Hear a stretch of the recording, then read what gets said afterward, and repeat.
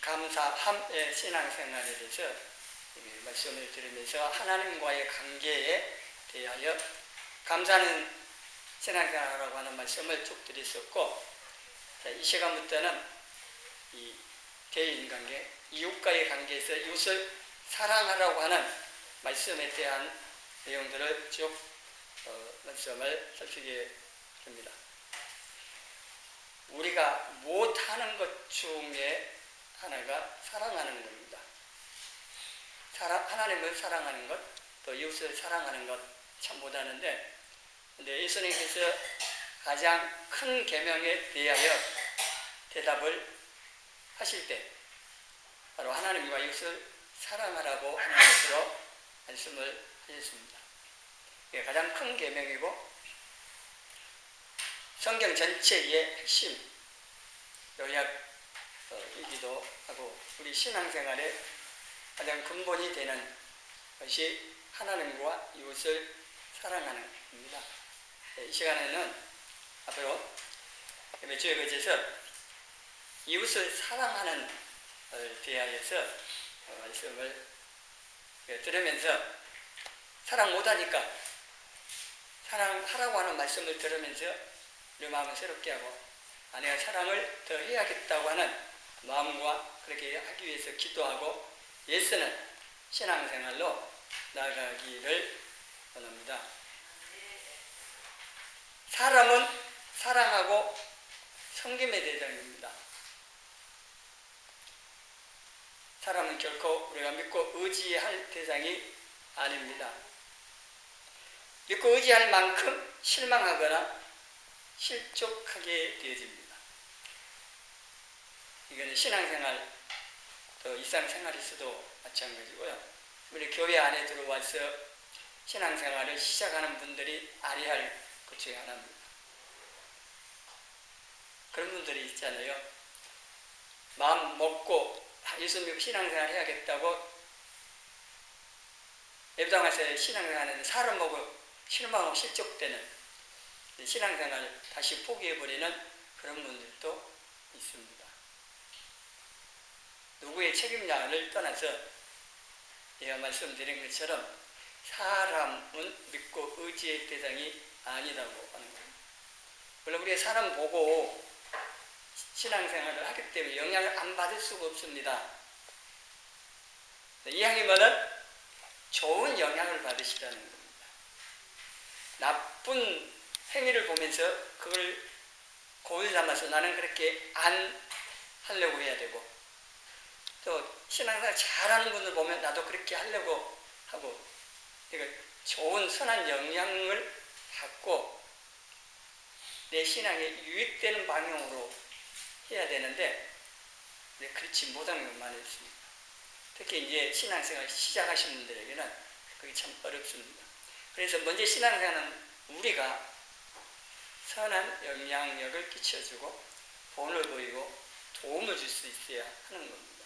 나 때문에 실족하고 신앙생활을 포기하거나 아니면 너 때문에 안 믿겠다, 교회 못 나가겠다 이런 말은 안 드려야 돼. 반대로 너를 보니까 예수님 계신 것 같다, 믿어보겠다 이렇게 말을 들을 수 있어야 한다고 하는 겁니다.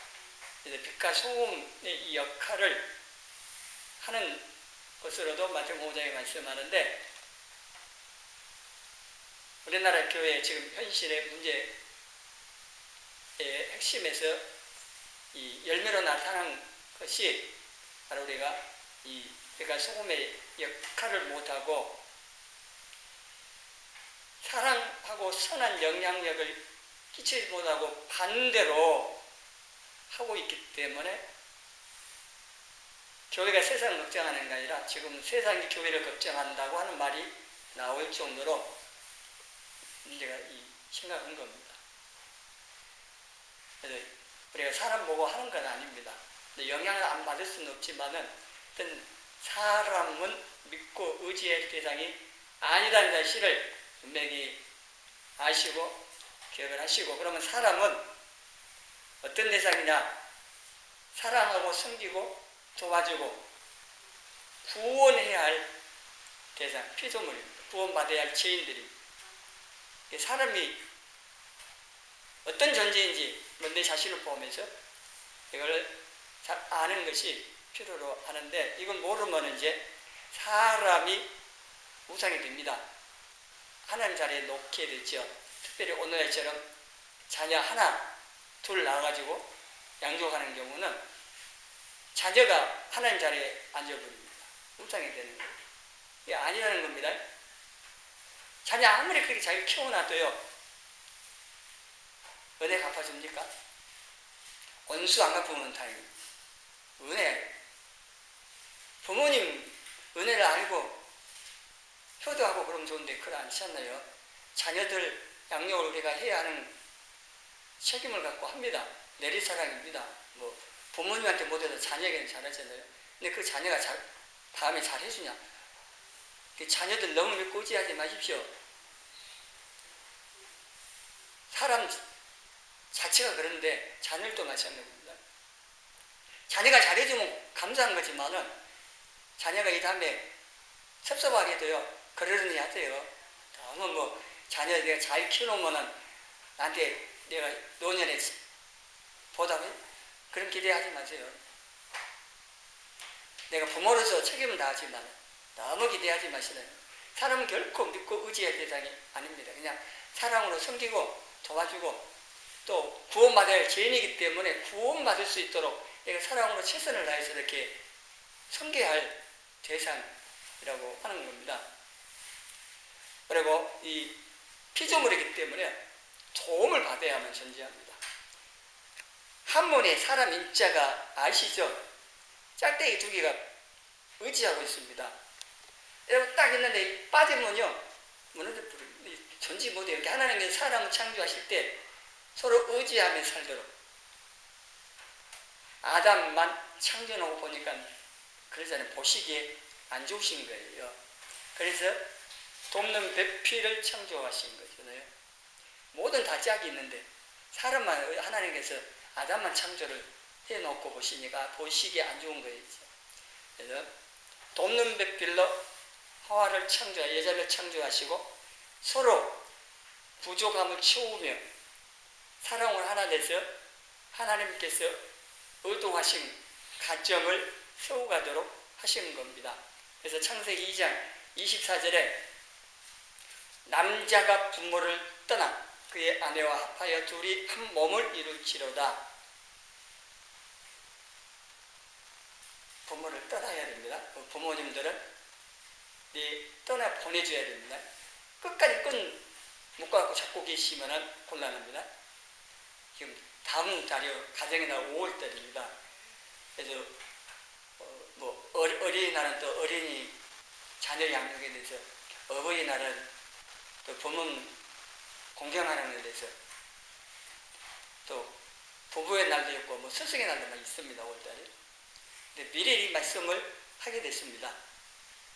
그래서 미리 우리가 이 말씀들을 통하여서 가정에서 부부가 또 부모 자녀 간에 어떻게 사랑하면서 하나가 될 것인가를 말씀을 미리 듣고 5월 한 달 동안 기도하시면서 예를 써보시라고 하는 겁니다. 여기에 부모를 떠나서 아내와 합하여 둘이 한 몸이 되라고 있습니다. 이 비밀이라고 말씀입니다. 에베소서 5장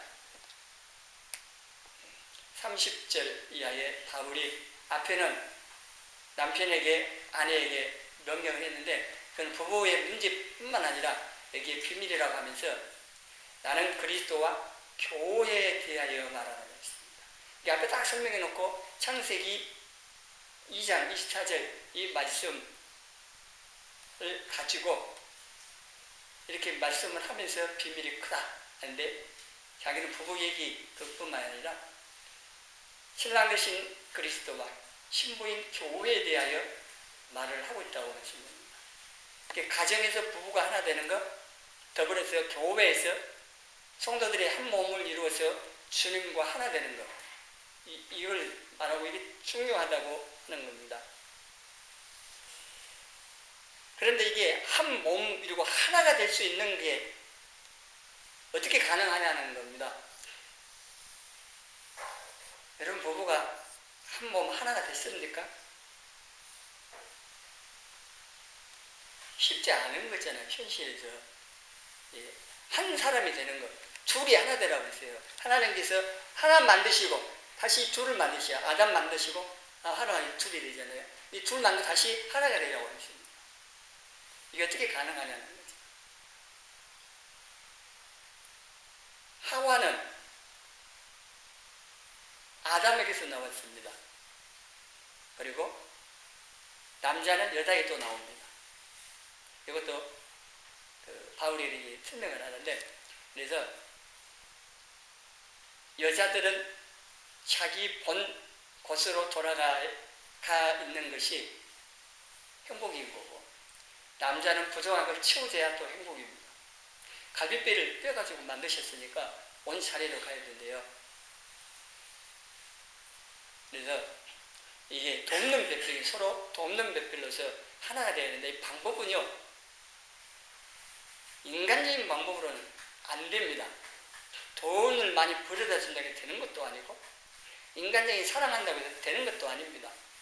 그건 아주 조건적인 것밖에 안 돼요. 그런데 가능한 방법이 그리스도와 교회에 대한 이 말씀을 하면서 머리 대신 예수 그리스도로 말미암아서 하나가 될 수 있는 것을 말씀을 했습니다.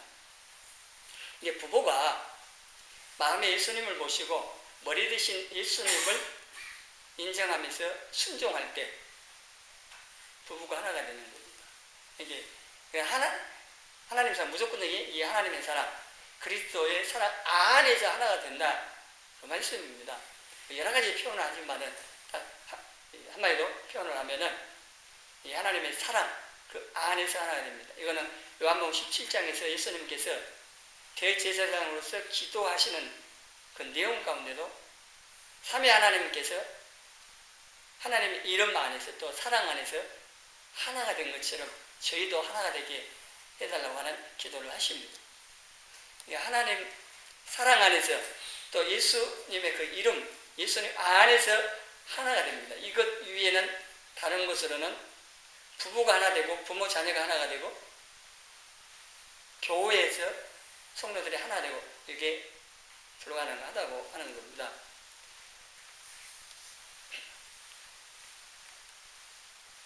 서로 사랑할 때 이 하나가 된다고 하는 거고, 하나님께서는 사랑하면서 하나 되어 살도록 또 창조하셨고, 또 우리를 알고 교회를 부르셔서 하나 되어 전에 몸을 이루고 교회를 세워가도록 하신 겁니다. 사랑의 관계 안에서 우리가 존재하고 살아가는 이게 하나님의 형상으로 살아가는 참된 사람의 모습이고, 하나님의 또 예수님의 그 형상을 닮아가는 것이기도 하고, 또 이 사랑의 관계 안에서만 참 행복이 있다고 하는 겁니다. 그래서 사람들과 관계는 무관심이나 배척의 관계가 아니고 사랑으로 하나 되어 사는 사랑의 관계가 되어져야 한다고 하는 겁니다. 그리고 사랑할 때 오늘 말씀에 새 계명을 주신다면서 왜 새 계명이냐? 구약에도 나옵니다. 이것을 사랑하라고 하는 이 명령이 나오는데, 서로 사랑하라고 하는 이게 새로운 계명이 된 것은 그 앞에 붙어 있는 것 때문입니다. 말씀에 보면은 새 계명을 준다고 서로 사랑하겠죠. 근데 왜 새롭냐? 내가 너희를 사랑한 것 같이 너희도 서로 사랑하라. 바로 여기에 예수님께서 너희를 제자들을 사랑한 것 같이가 붙어 있어서 새 계명이 됩니다. 구약에도 서로 사랑하라, 이웃을 사랑하는 명령이 나옵니다. 근데 예수님께서 자신의 모든 것을 내어주어 제자들 사랑해요. 요한복음 13장 보면은요, 제자들 사랑하시되 끝까지 사랑하셨다는 말씀이 나옵니다. 우리는 조건적입니다. 물론 모성애가 강해서 자녀를 위해서 목숨을 버리는 그런 경우도 많이 있죠. 근데 반대로 이런 경우도 있습니다. 자녀를 버리는 경우도 있습니다. 이게 인간의 사랑입니다.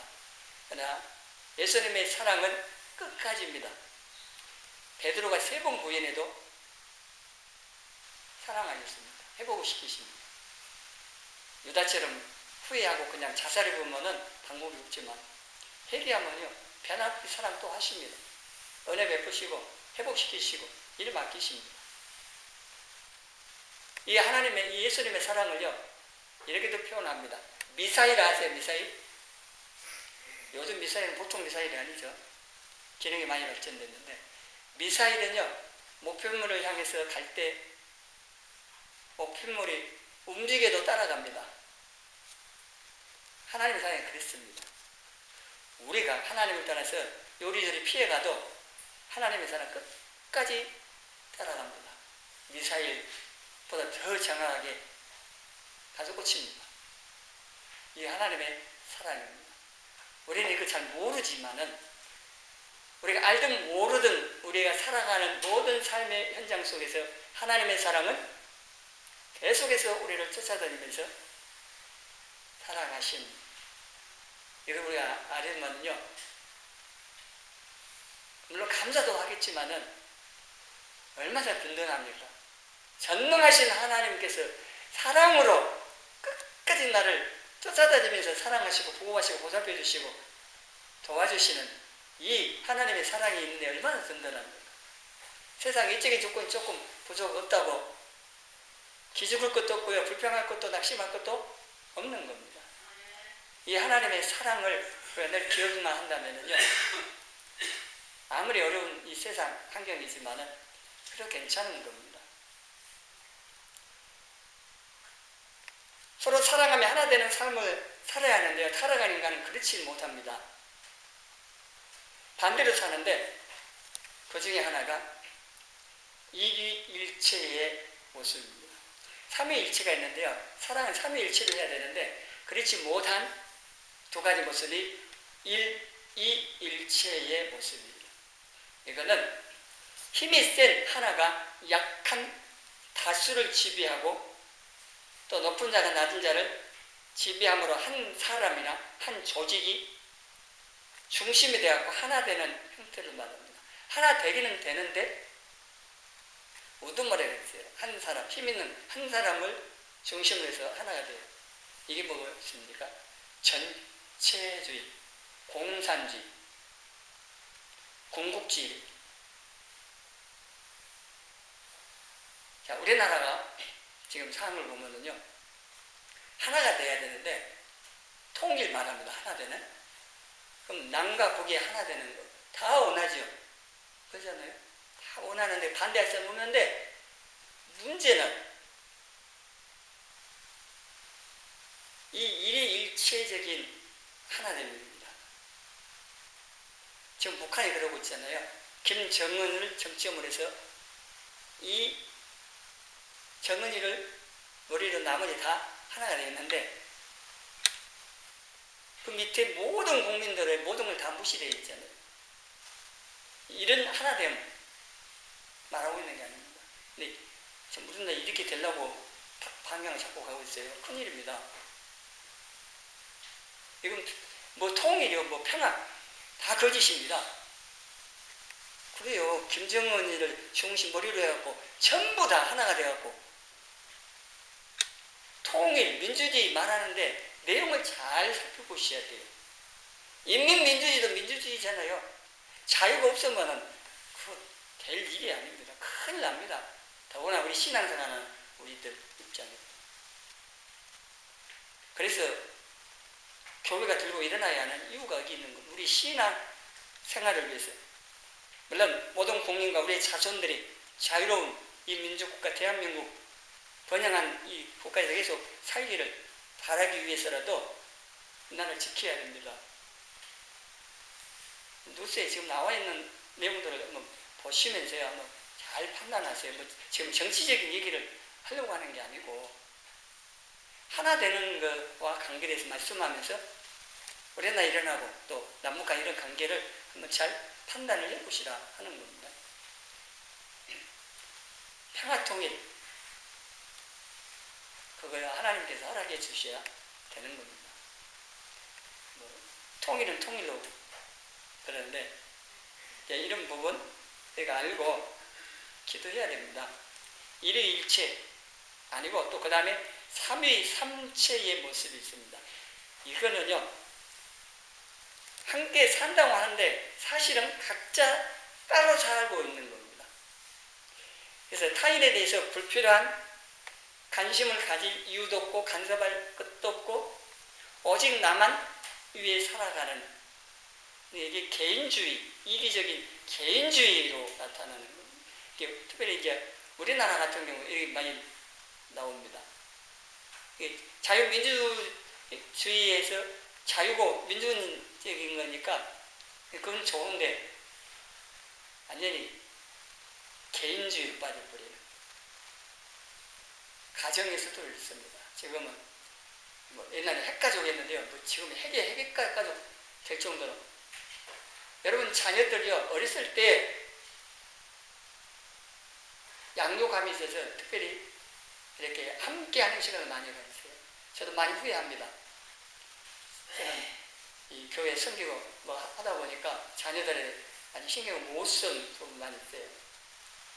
그래서 지금 와갖고 같이 시간 보내자고 얘를 쓰는데 쉽지 않아요. 이미 장성해버리고 다 자기 시간 가지려고 하지 시간 내갖고 부모하고 하기 힘들다. 어렸을 때 함께 하는 시간 갖고 추억을 만들어주고 관계, 인간관계에 부모 자녀가 이 인간관계 이러한 관계가 잘 이루어져야만이 되는 것이, 또 자녀들이 그런 가운데 자라야 정상적으로 사회에서 사회 일원으로서 사람으로서 삶을 그 역할을 할 수가 있습니다. 부모와의 관계가 올바르지 않으면요 사랑을 받지 못한 사람들이 어떻게 어른이 장성해서 어떤 모습을 살아가는가 주변에 널린 게 그런 모습도 볼 수 있습니다. 가능하면 물론 먹고 사는 게 바빠갖고 자녀들하고 시간 갖는 게 쉽지 않습니다. 함께 무슨 여행 가는 게 무슨 여유가 있냐 그럴 수도 있는데 최대한 자녀들하고 시간을 함께 갖는 것을 찾아보라는 거죠. 꼭 함께 어디 여행만 가는 것이 아니잖아요. 함께 자녀들과 함께 교류할 수 있는 것을 찾아보시라는 거예요. 다음 5월달 어린이날만 하는 것도 아니고 5월 한 달만 하는 게 아닌데 특별히 5월달은 또 그런 가정의 날이고 그런 날들이 있으니까 한번 그런 시간들 한번 가지고, 그래서 제가 가정 예배를 드리라고 자주 말씀을 드렸는데 일주일에 한 번이라도 드리라고 아예 내용까지 주고 하잖아요. 매일 드리면 좋지만은 못하더라도 최소한 일주일에 한 번이라도 함께 모여서 예배 드리고 자녀들 얘기도 들어주고 축복 기도도 해주고 그러니까 하라는 겁니다. 그게 참 좋은 자녀 양육이고 좋은 유산을 물려주는 겁니다. 자녀들과 함께 또 저녁 식사도 하고 일주일에 한 번, 이것도 힘들다고 그러면 이제 뭐라고 하겠어요. 그렇게 안 돼버리면 자녀 장래에 가정을 이루었을 때 어떻게 될 것인가 뻔한 겁니다. 이런 삼위삼체적인 다 각자 따로 노는 이것도 아니라는 겁니다. 그래서 이 일의일체는요 개인은 없고 집단만 존재하는 전체주의, 집단주의적인 하나됨인 거고, 삼위삼체는 공동체는 없고 개인만 존재하는 개인주의적인 하나됨입니다. 하나님께서 하나되라고 했을 때 이러한 것이 아니고 삼위일체적인 하나됨입니다. 사랑 안에서 이 하나 되지 않는 이런 하나됨은요 다 가짜입니다. 우리나라 하나 되는 거, 사랑 없이 하나 되는 거 가짜라는 거예요. 평화도 가짜고요 통일도 가짜고 다 그렇습니다. 누구 한 개인 아니면 한 그룹을 위해서 존재하게 돼버려요. 우리가 보고 있는 북한에 있는 현실. 북한 현실국에 사실은 다 모릅니다만, 알려지는 바만 들어도 저것은 사람이 살 곳이 아니라는 겁니다. 그러면 삼위일체적인 이런 하나됨, 이게 하나님께서 그렇게 하신 겁니다. 삼위 하나님께서 사랑 안에서 하나된 이 삼위일체 이게 나오는데, 이건 우리 가운데 어떤 모습으로 나타내느냐? 부부 사이에서 이게 남편과 아내, 부모 자녀도 마찬가지로 어느 한쪽이 다른 쪽을 자기 지배 아래 두지 않습니다. 그러면서도 둘이 또 분리되지도 않습니다. 아니 일위일체처럼 지배하는 이런 관계에서 하나가 되는 것도 아니고, 삼위삼체처럼 각각 하나 돼갖고 사는 그것도 아니고, 그래서 삼위일체라고 하는 것은 각자의 모든 것을 존중해주고 인정해주고, 그러면서도 사랑으로 하나 되는, 협력하는 이러한, 그래서 남자는 남자답게 여자는 여자다우면서도 둘이 그 자기다움을 통해서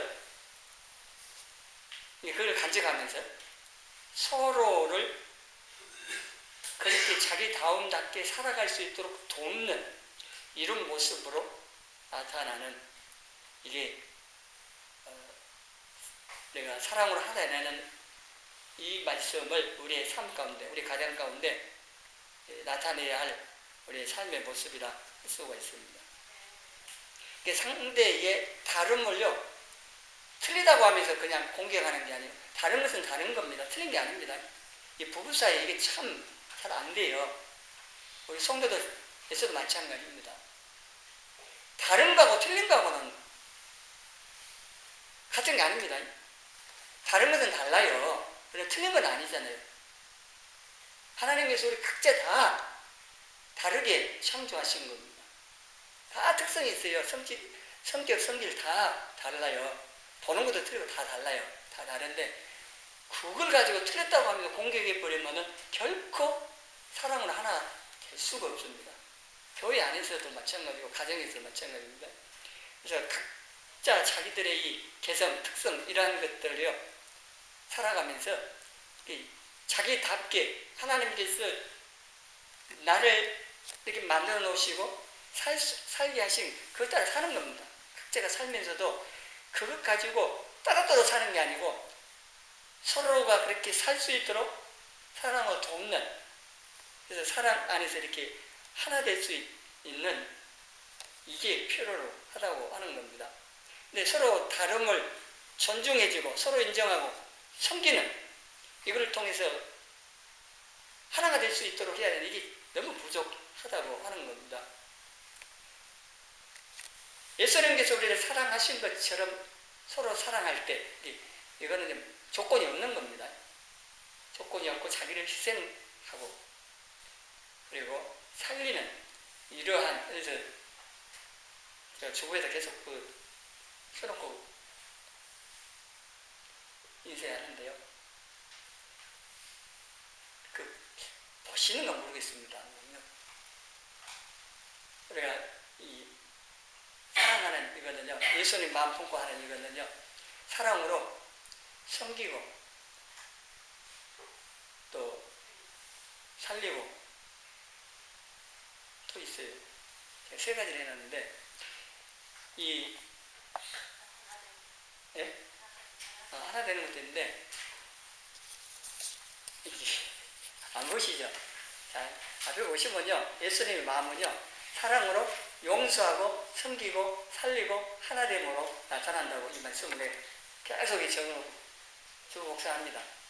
이 중요한 거에서 하는데, 우리가 사랑하는 이 사랑 하나 되기 위해서 먼저 빌립보서 2장 5절 말씀처럼 예수님 마음 품어야 돼요.